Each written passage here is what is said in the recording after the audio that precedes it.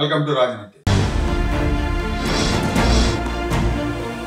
పొద్దుటూరు మాజీ ఎమ్మెల్యే రాచమల్లి శివప్రసాద్ రెడ్డి అని ఒక వైసీపీ నాయకుడు ఉన్నాడు. బహుశా అందరికి తెలిసి ఉండకపోవచ్చు కానీ ఇతను మున్సిపల్ గారు ఆంబోతు లెక్క ఉంటాడు చూడటానికి. ఆకారానికి తగ్గట్టు నోరు కూడా పెద్దది. ఇతను ఎమ్మెల్యేగా ఉన్నప్పుడు, జగన్మోహన్ రెడ్డి అధికారంలో ఉన్నప్పుడు చంద్రబాబు నాయుడు గారి మీద, ప్రతిపక్ష నాయకుల మీద నోటికి ఇష్టం వచ్చినట్టు మాట్లాడాడు. అడ్డు లేకుండా మాట్లాడాడు. నోరు బారేసుకున్నాడు. ఇతని హయాంలో ఇతను చాలా అక్రమాలు చేశాడన్న ఆరోపణలు ప్రతిపక్ష తెలుగుదేశం పార్టీ చేసింది. ఫలితంగా ఇతను ఘోరంగా ఓడిపోయాడు. ఓడిపోయినా కానీ వీళ్ళకి బుద్ధి రాదనుకోండి. ఇతను ఎమ్మెల్యేగా ఉన్నప్పుడు బీసీ నాయకుడు నందం సుబ్బయ్య అని జిల్లా తెలుగుదేశం పార్టీ అధికార ప్రతినిధి అతను, అలాగే చేనేత సామాజిక వర్గం, అతన్ని హత్య చేశారు. ఆ హత్య వెనక ఇతని హస్తం ఉందన్న ఆరోపణలు కూడా ఉన్నాయి. రోజున ఇళ్ల పట్టాల పంపిణీలో అర్హులకు అన్యాయం జరుగుతుంది. రాచమల్లి శివప్రసాద్ రెడ్డి, అతను బావమరిది బంగారెడ్డి ఎవరో ఉన్నారు, వీళ్ళంతా కలిసి అనర్హులకు పట్టాలు ఇస్తున్నారని ఒక వీడియో చేసి సోషల్ మీడియాలో పెట్టాడు ఈ నందం సుబ్బయ్య. పెట్టితే కొన్ని గంటల్లోనే అతను చంపేశారు. కత్తులతో నరికి దారుణంగా చంపేశారు. ఎమ్మెల్యే హస్తం ఉందని నందం సుబ్బయ్య భార్య అపరాజిత ఆరోపించారు. ఇతని బావమరిది బంగారెడ్డి వీళ్ళిద్దరి హస్తం ఉందని ఆవిడ ఆరోపించారు. అయితే ఆవిడ ఆరోపణల్ని రాచమల్లి శివప్రసాద్ రెడ్డి ఖండించారు. ఆ రోజున తనకు ఎలాంటి సంబంధం లేదు, గతంలో తనకు అనుచరుడే ఇతను అని కూడా ఆయన చెప్పారు. ఇప్పుడు ఓడిపోయి ఇంట్లో కూర్చున్న రాచమల్లి శివప్రసాద్ రెడ్డి గురించి ఎందుకు ఈ వీడియో చేయాల్సి వస్తుంది అంటే, మొన్న ప్రెస్ మీట్ పెట్టాడు. ఆ ప్రెస్ మీట్ లో ఆయన చాలా విషయాలు మాట్లాడారు. అందులో ఒకటి ఏంటంటే, నా కంఠంలో ప్రాణం ఉండగా నా ఇంటి గేటుకు కూడా పసుపు జెండా కట్టినామని అన్నాడు. ఓకే, అది ఆయన ఇష్టం, తప్పేం లేదు. ఆయన వైఎస్ఆర్ కాంగ్రెస్ పార్టీ, తెలుగుదేశం వ్యతిరేక కాబట్టి ఎవరు కూడా కట్టనివ్వరు జనరల్ గా. సో అది మంచిదే చెప్పుకున్నావు, ఓకే. కాకపోతే అమరావతి రాజధాని గురించి అడ్డగోలు కోతలు కూర్చాడు.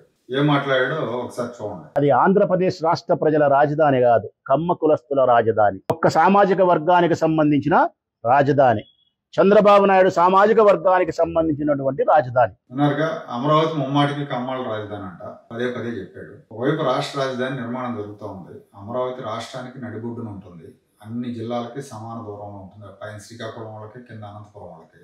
ఆ రోజున ఒక మంచి ఉద్దేశంతో అందరికి అందుబాటులో రాజధాని ఉండాలని చంద్రబాబు నాయుడు గారు నిర్ణయిస్తే జగన్మోహన్ రెడ్డి గారు కూడా సపోర్ట్ చేశారు. అధికారంలోకి వచ్చిన తర్వాత 3 రాజధానుల పాట పాడారు. ఎందుకంటే వాళ్ళకి ఎవరికి ఇష్టం లేదు అక్కడ రాజధాని రావడం. అది పదే చూపిస్తున్నారు ఆ బుద్ధి. ప్రజలు ఎన్నికల్లో వాతలు పెట్టినా కూడా వాళ్ళ బుద్ధి మారట్లేదు. ఇవాళ రాష్ట్ర రాజధాని నిర్మాణం జరుగుతుంటే మళ్ళీ మొదలు పెట్టారు. రాక్షసులాగా అడ్డం పడతారు. అక్కడే ఉన్నాడు ఒకడు, వాళ్ళ రామకృష్ణారెడ్డి అని రాజధానిలోనే ఉంటాడు. రాజధానికి వ్యతిరేకంగా పిటిషన్లు పెట్టిస్తూ ఉంటాడు. ఇక రకరకాలుగా అందరూ ఎవరు కూడా అతిథులు కాదు, వైసీపీ నాయకులంతా ఇదే టైప్ లో ఉంటారు. అమరావతి వ్యతిరేకంగా దుష్ప్రచారం చేస్తూ ఉంటారు. అమరావతి మీద ఇతనికి ఎంత ద్వేషం ఉందో ఇతని మాటలను బట్టి అర్థమవుతుంది. ఇతనికే కాదు, రాయలసీమలో వైసీపీ రెడ్లకు అందరికి కూడా నిద్ర పట్టాల అమరావతి కడతా ఉంటాయి. అమరావతికి భూములు ఇచ్చిన వాళ్ళలో అనేక సార్లు వీడియోలు చేసాం, అనేక సార్లు చెప్పాం, రికార్డెడ్ గా ఉంది. అయినా ఈ మందకి బుద్ధి రాదు. ఎస్సీ రైతులు 32% మంది ఉన్నారు భూములు ఇచ్చిన వాళ్ళలో. రెడ్డి రైతులు 23% ఉన్నారు. కమ్మ రైతులు 18% ఉన్నారు. అంటే కమ్మల కంటే రెడ్లు ఎక్కువ మంది ఉన్నారు భూములు ఇచ్చిన వాళ్ళలో. కాపులు 9% ఉన్నారు. బలహీన వర్గాలు 14%, 15% ఉన్నారు.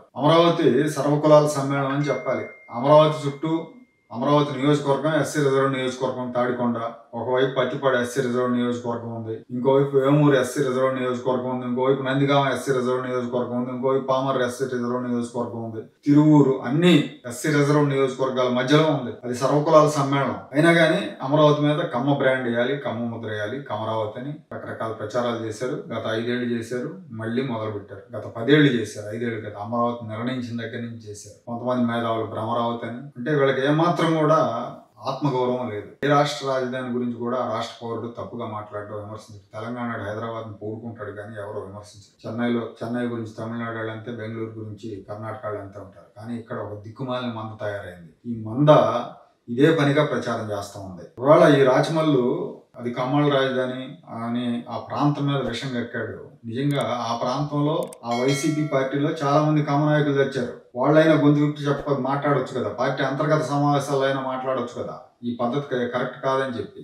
తలసల రఘురాం ఉంటాడు, మామూలుగా జగన్మోహన్ రెడ్డికి ఆత్మ అంటారు. ఇతను కొడాలి నాని, వల్లభనేని వంశీ, దేవినేని అవినాష్, నంబూరి శంకర్రావు, ఆయన రాజధాని పరిధిలోనే ఉంటాడు. ఈ పక్క అన్నాబత్తుని శివకుమార్ ఉంటాడు. వీళ్ళందరూ కూడా మాజీ ఎమ్మెల్యేలు ఉన్నారు. వీళ్ళందరూ ఉన్నారు కదా ఆ పార్టీలో.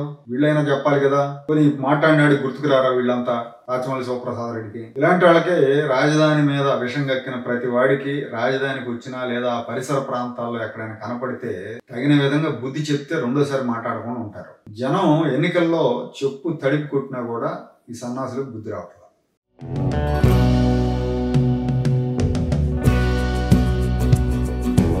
Like, share and subscribe to Rajaniti channel.